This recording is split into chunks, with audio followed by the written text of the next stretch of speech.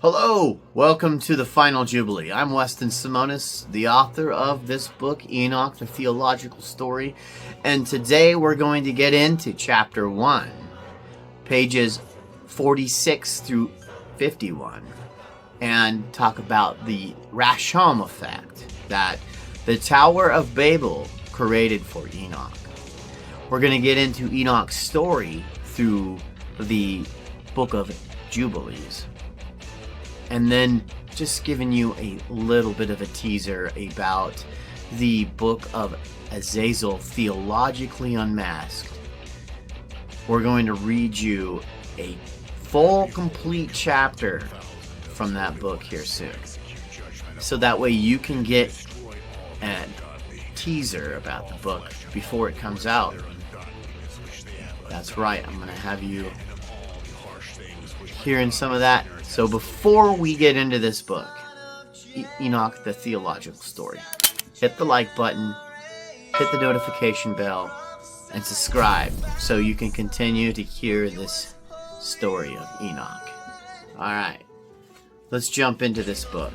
So when we get into this book, you can see that we have QR codes at the beginning of every chapter. You can scan that and hear me actually read this book out to you here on YouTube. Also, we have some cool pictures throughout the book. So we'll jump to page 46 in the book. And at 45, the reason why we're not reading 45 on the Tower of Babel is because it's a picture of the Tower of Babel. It's showing this tower and a beam of light and some heavenly angels looking down upon it, talking about that story, and then the people of corruption down below. So here we are jumping into the language and Babel, the shifting of names. Genesis 11, 6 through 7. And the Lord said, Behold, they are one people, and they have all one language, and this is only the beginning of what they will do. And nothing that they propose to do will now be impossible for them. Come, let us go down and there and confuse their language, so that they may not understand one another's speech.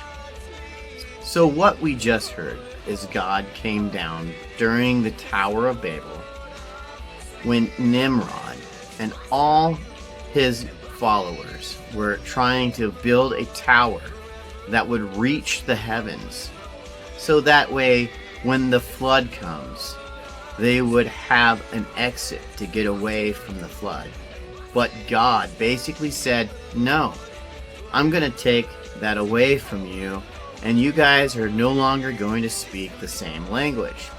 So when we think about 1 Corinthians 14, it talks about speaking in tongues.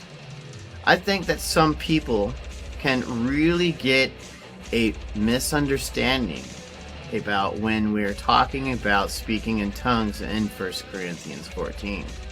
Now, we just went over that God talked with his angels that were gonna come down to earth and make everyone speak different languages. No one's gonna have one language anymore.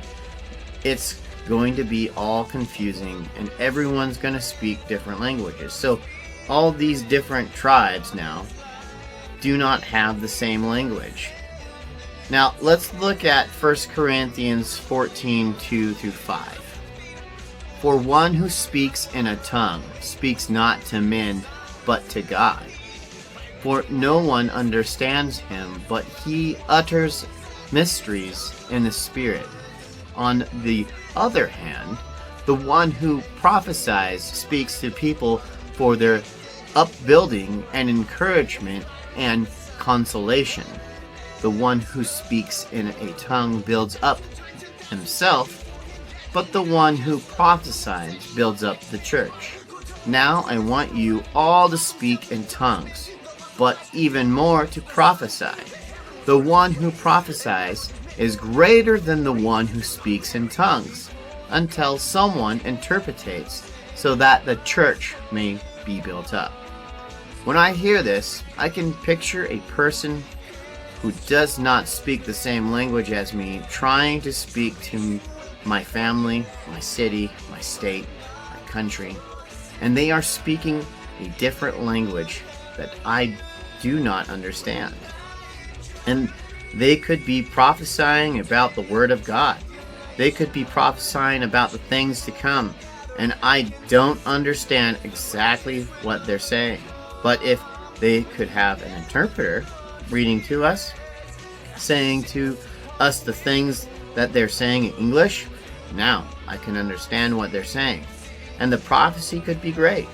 Now, let's put this and keep this in mind, that language has now changed since the Tower of Babel. We do not all speak one language anymore. The same name could be changed multiple times in language. A story could be about something that is the same story about in the Bible for, say, Enoch, or it could be Noah. And we can look back at ancient artifacts and see the linking stories that put together things that are maybe hard to understand because things of the story could just be slightly different. But that does not mean that the story is not the same. It doesn't mean that that's not the same person.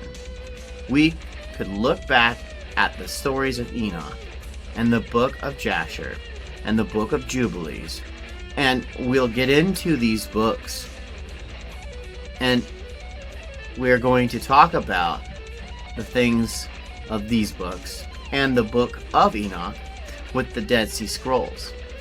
The literature of the Book of Enoch that we have that's in fragments, and they found the Book of the Watchers in whole with the Dead Sea Scrolls, dates to be about 2nd generation BCE. That's around 500 to 250 BCE. But some really cool evidence that is not really talked about a lot, but you can find the stories on the internet and the web about it, and different scholars finding linking stories of Enoch through Mesopotamia, the Greek Hermes Trismegistus, and Thoth, and Greek mythology, and the Egyptian stories on the hieroglyphics and papyri that we have. You can see the stories of Enoch on the Egyptian temples and pyramids. These dates go way back, further than the fragments of the Dead Sea Scrolls.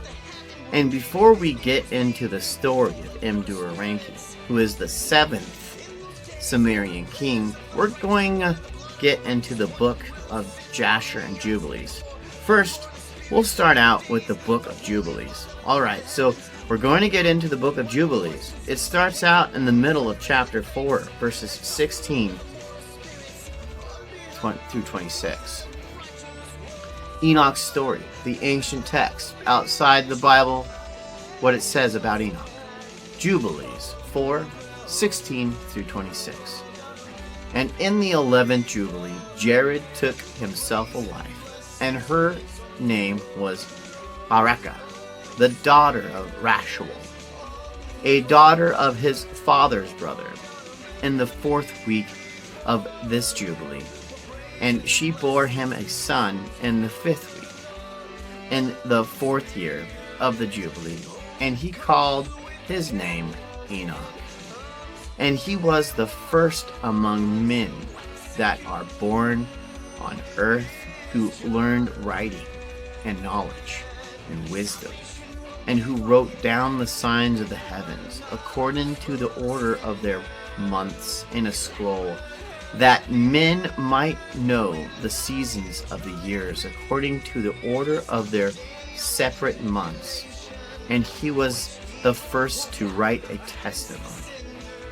He testified to the sons of men among the generations of the earth, and recounted the weeks of the Jubilees, and made known to them the days of the years and the set order of the months, and recounted the Sabbaths of the years as we made them known to him.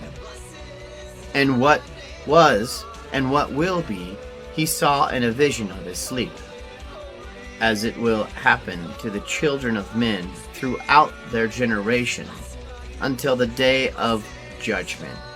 He saw and understood everything, and wrote his testimony, and understood everything, and placed the testimony on earth for all the children of men, and for their generations.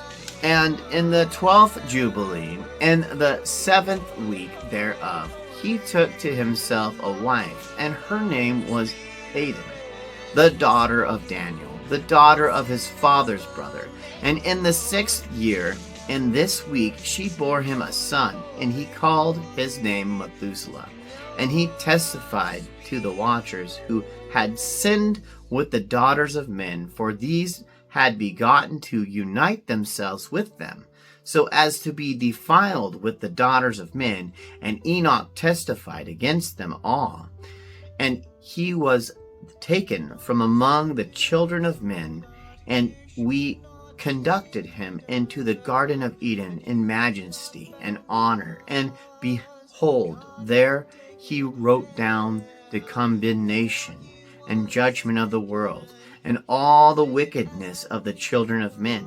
And on account of it, God brought the waters of the flood on all the land of Eden, for there he was set as a sign, and that he should recount all the deeds of the generations until the day of condemnation. And he burned the incense of the sanctuary, even sweet spices, acceptable before the Lord on the mountain. For the Lord has 4 places on the earth, the Garden of Eden, and the mountain of the east, and this mountain on which you are this day, Mount Sinai and Mount Zion, which will be sanctified in the new creation for a sanctification of the earth. Through in it the earth will be sanctified from all its guilt and its uncleanness throughout the generations of the world.